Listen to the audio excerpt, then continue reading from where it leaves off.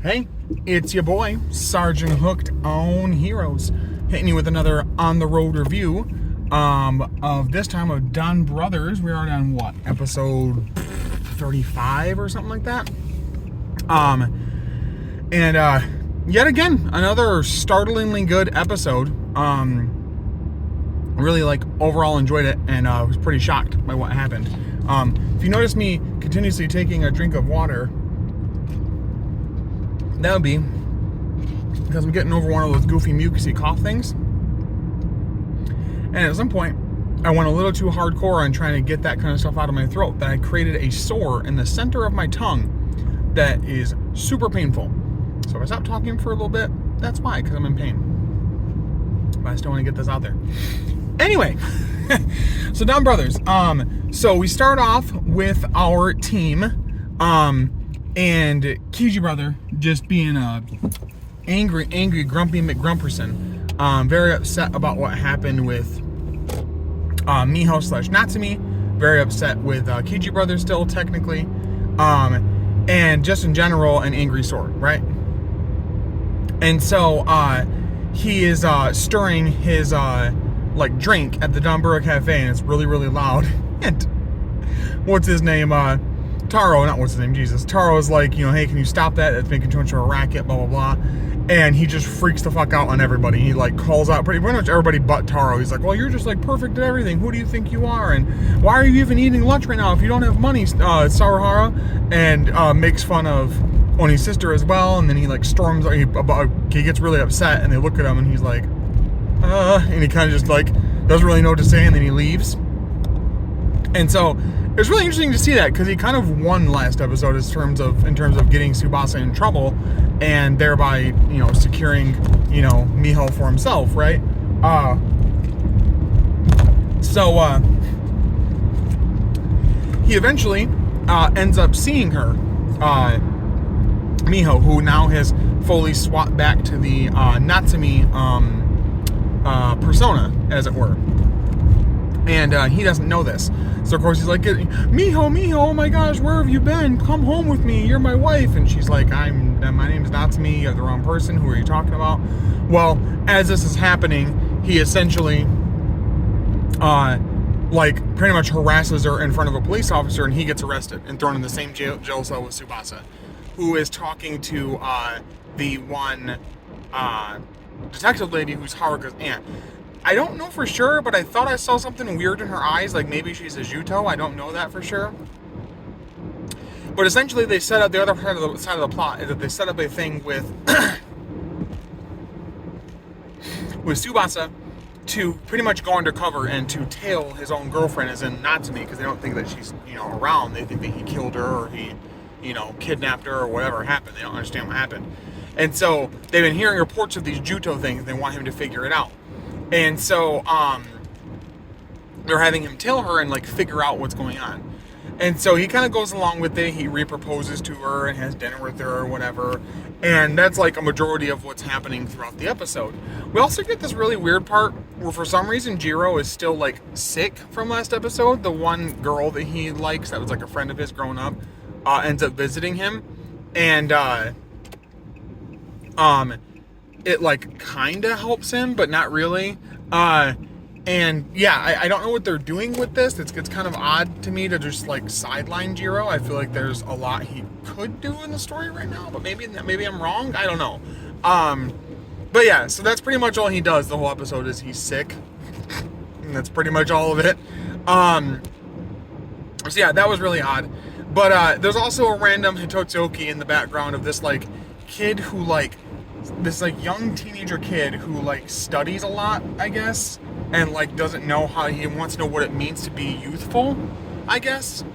And I think, I'm not 100%, but I think the Ototoki becomes his Alive Man one, because part of the tagline of that show was my friends, how could you? Because it was about, if you don't know, their friends becoming the villains in the show, basically.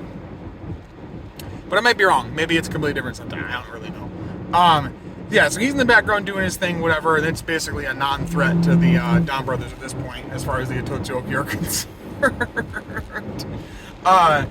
Yeah, so, anywho, we go on with the plot, and Tsubasa and Tsuyoshi are in the same like jail cell together, basically, and they're really upset with each other. Tsubasa even says, like, you've already won. Why are you even in here? And he mentions kind of what happened, and Kiji Brother actually kind of feels bad and is like, I'll give you half of the reward money. Honestly, I don't really need it. He goes, no, that's okay, like, whatever. And but then they just start going at each other, basically. And so, long story short, they beat the Hitotsuyoki. The Ryuko no Geki thing, the transformation device for Torbolt / Yorgoku, appears to him, but he can't take. He goes to take it to go fight, and the one girl, Rumi or whatever her name is, won't let him because he's like sick and hurt or whatever.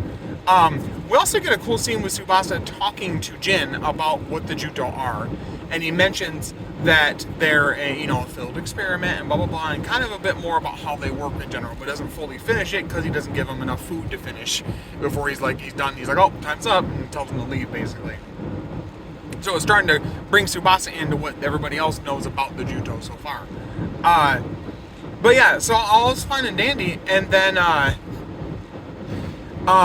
near the end of it, Tsubasa is trying to find Natsume, and he finds her, and she's like absorbing an Anoni, right? And eating it because she's a Juto, right? And so he goes to stop her, and in comes the cat Juto, the one detective guy, and he fights her for a little bit. Well, she leaves because she sees Tsubasa and runs off, and Tsubasa actually jumps to go after her and goes into like the portal thing they use in their mouths to like absorb the Anoni and gets sucked into that other realm, I guess, wherever the Anoni go or whatever, and sees Natsume's body there, or Miho's body, whatever. There's a lot of things throughout the episode where Tsubasa's telling Kiji Brother that Miho's not real, that Natsume's the real one. So I wonder if we're going to play with that a little bit, if like Miho was never really a real person and was just like a setup by the Crane Judo because she likes to weave stories. But we see her body there, and of course Tsubasa ends up getting captured by one of the cat Judos, and gets made a copy of himself as well, which we know from what the Crane Judo said, that any Judo that's made, when they make a copy of themselves, and they are ever destroyed, the original dies with them. So I wonder if this is going to be different because, sorry, whoa, my camera, oh my gosh, come on now with that. I wonder if we're going to mess with that a little bit because he's not a Don brother. But yeah, we do see the evil copy of him get made and basically go back to the normal world. And we also throughout the episode saw Sanoza find the Ninjak sword again, kind of depowered a little bit, and he seals it back up in the manga pages just to have, I'm guessing, Murasame in there at some point. But yeah, quite the shocking episode, especially the turn of events with Inu Brother and Kiji Brother and Tsubasa finding out more about the Juto, and him getting captured and turned into one. I wonder if we're gonna mess with that. Maybe there'll be more given to what the story is behind the Judo and really how they work.